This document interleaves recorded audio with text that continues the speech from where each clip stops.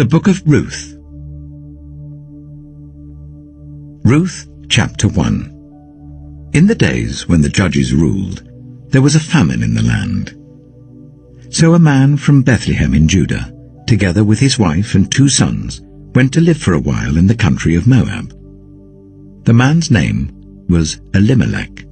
His wife's name was Naomi, and the names of his 2 sons were Mahlon and Chilion. They were Ephrathites from Bethlehem, Judah, and they went to Moab and lived there. Now Elimelech, Naomi's husband, died, and she was left with her 2 sons. They married Moabite women, one named Orpah and the other Ruth. After they lived there about 10 years, both Mahlon and Chilion also died, and Naomi was left without her 2 sons and her husband. When Naomi heard in Moab that the Lord had come to the aid of his people by providing food for them, she and her daughters-in-law prepared to return home from there. With her 2 daughters-in-law, she left the place where she had been living and set out on the road that would take them back to the land of Judah. Then Naomi said to her 2 daughters-in-law, "Go back, each of you, to your mother's home. May the Lord show you kindness as you have shown kindness to your dead husbands and to me. May the Lord grant that each of you will find rest in the home of another husband." Then she kissed them goodbye, and they wept aloud, and said to her, "We will go back with you to your people." But Naomi said, "Return home, my daughters. Why would you come with me?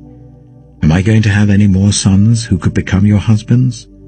Return home, my daughters. I am too old to have another husband. Even if I thought there was still hope for me, even if I had a husband tonight and then gave birth to sons, would you wait until they grew up? Would you remain unmarried for them? No, my daughters. It is more bitter for me than for you, because the Lord's hand has turned against me." At this they wept aloud again. Then Orpah kissed her mother-in-law goodbye, but Ruth clung to her. "Look," said Naomi, "your sister-in-law is going back to her people and her gods. Go back with her." But Ruth replied, "Don't urge me to leave you or to turn back from you. Where you go, I will go, and where you stay, I will stay. Your people will be my people, and your God, my God. Where you die, I will die, and there I will be buried. May the Lord deal with me, be it ever so severely, if even death separates you and me." When Naomi realized that Ruth was determined to go with her, she stopped urging her. So the 2 women went on until they came to Bethlehem. When they arrived at Bethlehem, the whole town was stirred because of them, and the women exclaimed, "Can this be Naomi?" "Don't call me Naomi," she told them. "Call me Mara, because the Almighty has made my life very bitter. I went away full, but the Lord has brought me back empty. Why call me Naomi? The Lord has afflicted me. The Almighty has brought misfortune upon me." So Naomi returned from Moab, accompanied by Ruth the Moabite, her daughter-in-law, arriving in Bethlehem as the barley harvest was beginning. Ruth chapter 2. Now Naomi had a relative on her husband's side, a man of standing from the clan of Elimelech, whose name was Boaz. And Ruth the Moabite said to Naomi, "Let me go to the fields and pick up the leftover grain behind anyone in whose eyes I find favor." Naomi said to her, "Go ahead, my daughter." So she went out, entered a field, and began to glean behind the harvesters. As it turned out, she was working in a field belonging to Boaz, who was from the clan of Elimelech. Just then Boaz arrived from Bethlehem and greeted the harvesters. "The Lord be with you." "The Lord bless you," they answered. Boaz asked the overseer of his harvesters, "Who does that young woman belong to?" The overseer replied, "She is the Moabite who came back from Moab with Naomi. She said, 'Please let me glean and gather among the sheaves behind the harvesters.' She came into the field and has remained here from morning till now, except for a short rest in the shelter." So Boaz said to Ruth, "My daughter, listen to me. Don't go and glean in another field, and don't go away from here. Stay here with the women who work for me. Watch the field where the men are harvesting, and follow along after the women. I have told the men not to lay a hand on you, and whenever you are thirsty, go and get a drink from the water jars the men have filled." At this, she bowed down with her face to the ground. She asked him, "Why have I found such favor in your eyes, that you notice me, a foreigner?" Boaz replied, "I've been told all about what you have done for your mother-in-law since the death of your husband. How you left your father and mother and your homeland and came to live with a people you did not know before. May the Lord repay you for what you have done. May you be richly rewarded by the Lord, the God of Israel, under whose wings you have come to take refuge. May I continue to find favor in your eyes, my Lord," she said. "You have put me at ease by speaking kindly to your servant, though I do not have the standing of one of your servants." At mealtime, Boaz said to her, "Come over here, have some bread and dip it in the wine vinegar." When she sat down with the harvesters, he offered her some roasted grain. She ate all she wanted and had some left over. As she got up to glean, Boaz gave orders to his men, "Let her gather among the sheaves and don't reprimand her. Even pull out some stalks for her from the bundles and leave them for her to pick up, and don't rebuke her." So Ruth gleaned in the field until evening. Then she threshed the barley she had gathered, and it amounted to about an ephah. She carried it back to town, and her mother-in-law saw how much she had gathered. Ruth also brought out and gave her what she had left over after she had eaten enough. Her mother-in-law asked her, "Where did you glean today? Where did you work? Blessed be the man who took notice of you." Then Ruth told her mother-in-law about the one at whose place she had been working. "The name of the man I worked with today is Boaz," she said. "The Lord bless him," Naomi said to her daughter-in-law. "He has not stopped showing his kindness to the living and the dead." She added, "That man is our close relative. He is one of our guardian redeemers." Then Ruth the Moabite said, "He even said to me, 'Stay with my workers until they finish harvesting all my grain.'" Naomi said to Ruth, her daughter-in-law, "It will be good for you, my daughter, to go with the women who work for him, because in someone else's field you might be harmed."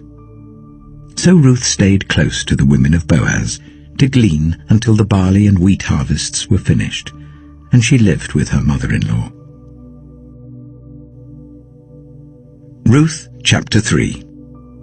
One day, Ruth's mother-in-law, Naomi, said to her, "My daughter, I must find a home for you, where you will be well provided for. Now Boaz, with whose women you have worked, is a relative of ours. Tonight he will be winnowing barley on the threshing floor. Wash, put on perfume, and get dressed in your best clothes. Then go down to the threshing floor, but don't let him know you are there until he has finished eating and drinking. When he lies down, note the place where he's lying. Then go and uncover his feet and lie down. He will tell you what to do." "I will do whatever you say," Ruth answered. So she went down to the threshing floor and did everything her mother-in-law told her to do. When Boaz had finished eating and drinking and was in good spirits, he went over to lie down at the far end of the grain pile. Ruth approached quietly, uncovered his feet, and lay down. In the middle of the night, something startled the man. He turned, and there was a woman lying at his feet. "Who are you?" he asked. "I am your servant Ruth," she said. "Spread the corner of your garment over me, since you are a guardian redeemer of our family." "The Lord bless you, my daughter," he replied. "This kindness is greater than that which you showed earlier. You have not run after the younger men, whether rich or poor. And now, my daughter, don't be afraid. I will do for you all you ask. All the people of my town know that you are a woman of noble character, although it is true that I am a guardian redeemer of our family, there is another who is more closely related than I. Stay here for the night, and in the morning, if he wants to do his duty as your guardian redeemer, good, let him redeem you. But if he is not willing, as surely as the Lord lives, I will do it. Lie here until morning." So she lay at his feet until morning, but got up before anyone could be recognized. And he said, "No one must know that a woman came to the threshing floor." He also said, "Bring me the shawl you're wearing and hold it out." When she did so, he poured into it 6 measures of barley and placed the bundle on her. Then he went back to town. When Ruth came to her mother-in-law, Naomi asked, "How did it go, my daughter?" Then she told her everything Boaz had done for her, and added, "He gave me these 6 measures of barley, saying, 'Don't go back to your mother-in-law empty-handed.'" Then Naomi said, "Wait, my daughter, until you find out what happens, for the man will not rest until the matter is settled today." Ruth chapter 4. Meanwhile, Boaz went up to the town gate and sat down there just as the guardian redeemer he had mentioned came along. Boaz said, "Come over here, my friend, and sit down." So he went over and sat down. Boaz took 10 of the elders of the town and said, "Sit here," and they did so.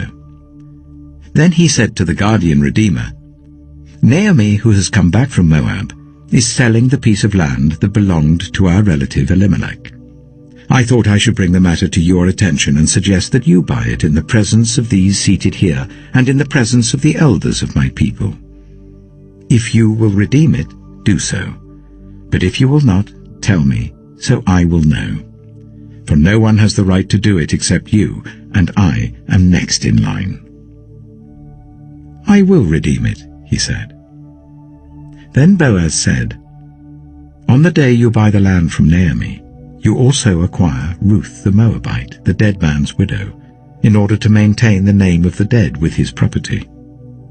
At this the guardian redeemer said, "Then I cannot redeem it, because I might endanger my own estate. You redeem it yourself. I cannot do it."